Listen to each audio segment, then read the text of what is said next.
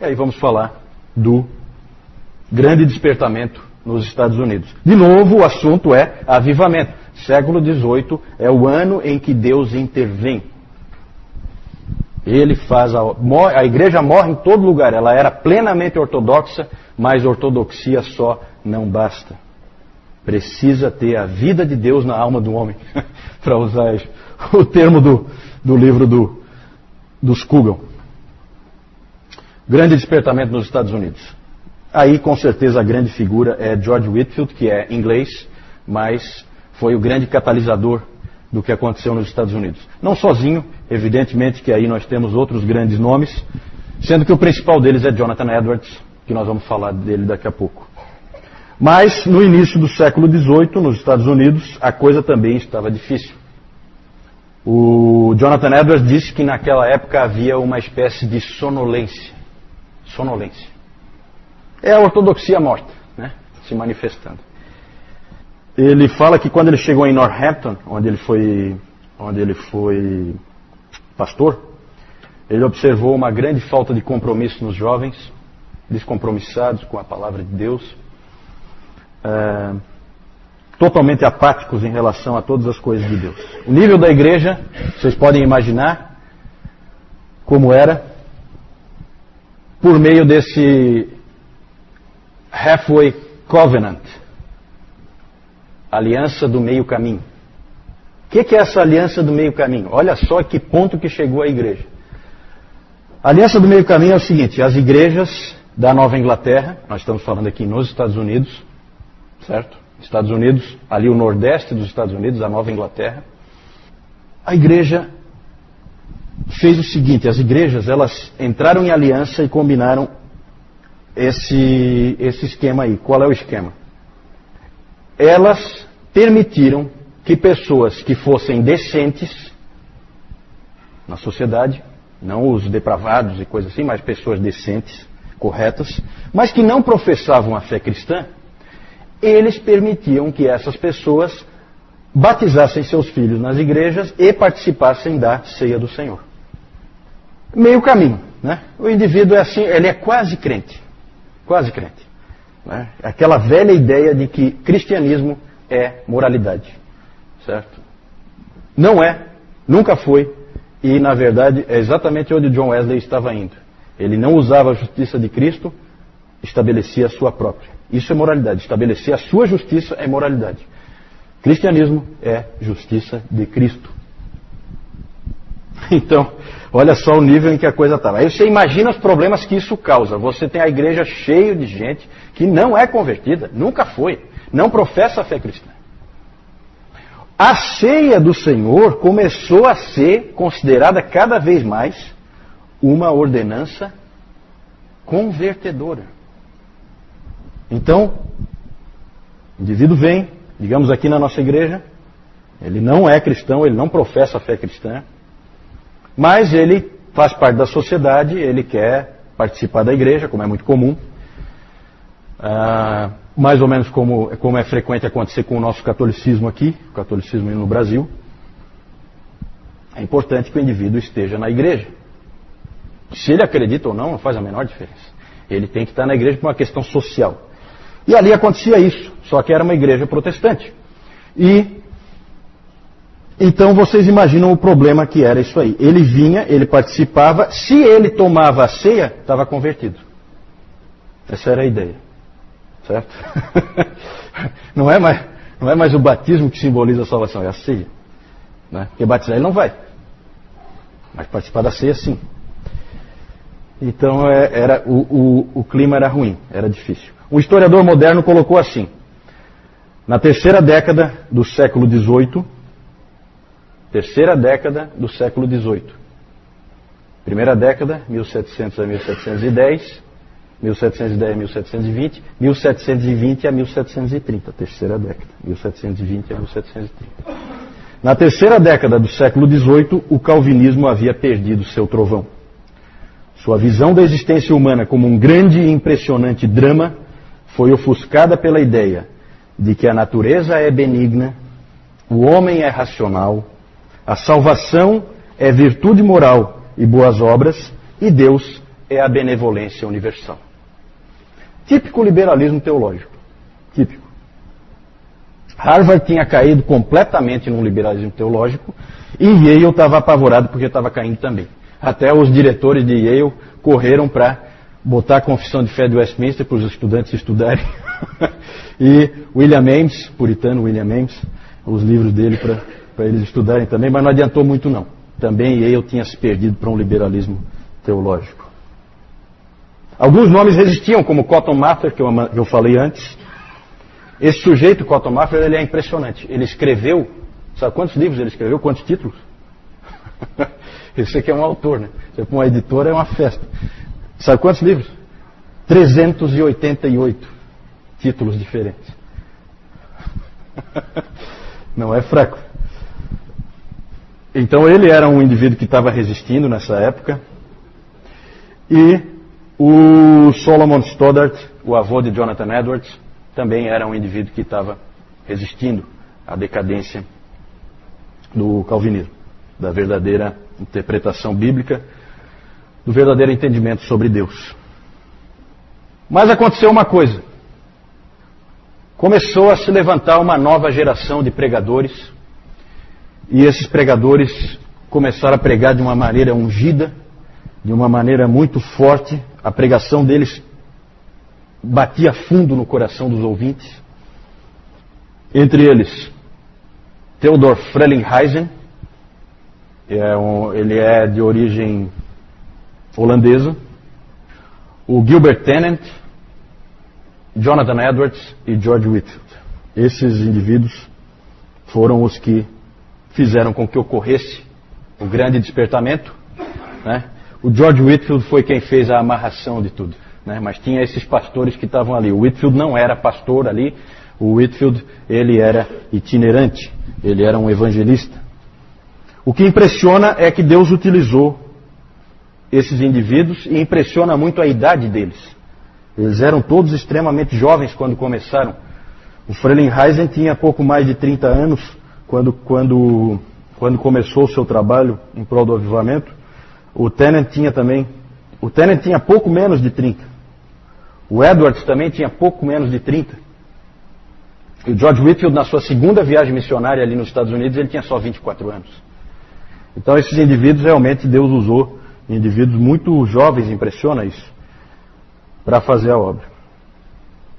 George Whitefield, vamos falar um pouquinho dele.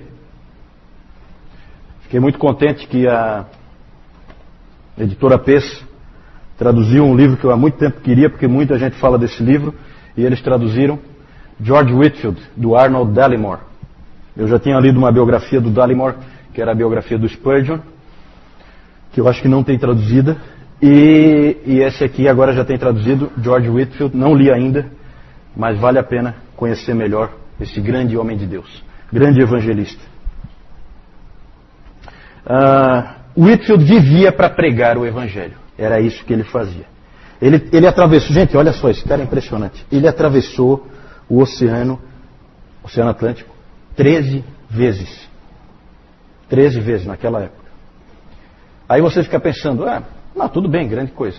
Isso dá, tempo que ele ficou no navio, 732 dias da vida dele. 2 anos da vida ele passou dentro de navios. Certo? Com certeza. E aquele tempo não era muito fácil, né? Aquele tempo ali não era como hoje. Gente, não tem como... O professor Calhoun, ele fala que o primeiro superstar dos Estados Unidos, não foi um atleta de futebol americano, nem de basquete, nem de beisebol, não foi um ator de Hollywood, não foi um cantor famoso. O primeiro superstar dos Estados Unidos foi um pregador, George Whitefield, um pregador inglês. Impressionante as histórias, de onde vinha gente, de carroça, de cavalo, os caras andavam quilômetros e quilômetros para poderem ouvir George Whitefield pregando. Ele é conhecido como o dramaturgo divino. Quando você vê algumas coisas que ele fazia nas pregações dele, você vê, é impressionante. Ele tem histórias assim que são fantásticas. Tem histórias em que ele vai contando a história de um cego andando no precipício, e ele conta de uma maneira que o indivíduo levantou no meio e se apavorou, queria segurar o sujeito que estava caindo. Tal a vivacidade das narrativas dele. Às vezes ele pregava dizendo assim, ó, eu tenho um anjo saindo daqui, ele está voltando para o céu. Será que ele vai voltar sem nenhuma alma ganha para o Evangelho? É assim que ele fazia. Às vezes, isso vinha na hora, as ideias dele. Por isso que ele é o dramaturgo divino, porque ele criava essas imagens assim que alcançavam o povo. E aí ele fazia, olhava para o céu e fazia: volta, Gabriel, volta! Tem uma alma aqui querendo que tu leves a mensagem de que ela se entregou para o Senhor Jesus Cristo e nasceu de novo. Nascer de novo é a grande mensagem. Nascer de novo é a grande mensagem de George Whitefield. Novo nascimento. Foi isso que Deus disse para ele quando ele leu o livro do Scougal. E era isso que ele pregava. Isso é novo. Isso é novo. Né? Daqui a pouco eu vou falar um pouco mais sobre essa questão aí do novo nascimento. O próprio filósofo David Hume, empirista, totalmente descrente, né? Ele foi visto uma vez se esgueirando no meio da multidão para ouvir George Whitefield. Aí alguém estranhou aquilo, né? Poxa, um indivíduo totalmente ateu, iluminista, né? Como é que vai ouvir um pregador do Evangelho? E aí a pessoa estranhou, essa pessoa estranhou e perguntou para ele: você não crê no que ele está pregando, crê? Aí o David Hume respondeu assim: eu não, mas ele crê. Então ele queria ouvir um indivíduo que realmente conhece a verdade. Ele morreu em Massachusetts em 1770. Morreu nos Estados Unidos. Por isso que não deu 14, deu 13 viagens. Né? Teve uma que foi só de ida. Lembre-se sempre que ele é inglês. O impacto de George Whitefield é gigantesco. Conversões. Novo nascimento era a ênfase dele. A mensagem evangélica passou a ser: você precisa nascer de novo. A mensagem de João 3. E ele pregava isso num contexto calvinista, toda a doutrina dele é calvinista. E o interessante é que com isso formou-se um novo conceito: o evangelicalismo. O evangelicalismo. O que é isso? É assim, não é mais... O mais importante não é mais eu ser membro da igreja X ou Y, mas é eu ter nascido de novo, independente da igreja onde eu estou. E o meu irmão é o indivíduo que nasceu de novo, não necessariamente o indivíduo que senta do meu lado na igreja. Eu sei que aquele indivíduo que nasceu de novo, esse é meu irmão. Mesmo que eu seja um batista e ele seja um presbiteriano, ou ele seja um metodista e eu seja um anglicano, isso não importa. Essas barreiras foram muito derrubadas por George Whitefield. Tem até uma história, uma famosa história de uma pregação que o Whitefield fez, em que ele perguntava assim, é o dramaturgo divino, tá? Ele perguntava assim, olhava para o céu: Pai Abraão, quem está aí contigo no céu? Algum episcopal por aí? Resposta: não, nenhum episcopal. Haveria algum presbiteriano? Nenhum presbiteriano. Então talvez poderia haver aí algum independente ou dissidente? Não temos destes aqui também. Algum metodista então? E o Whitefield se considerava metodista. Né? Não.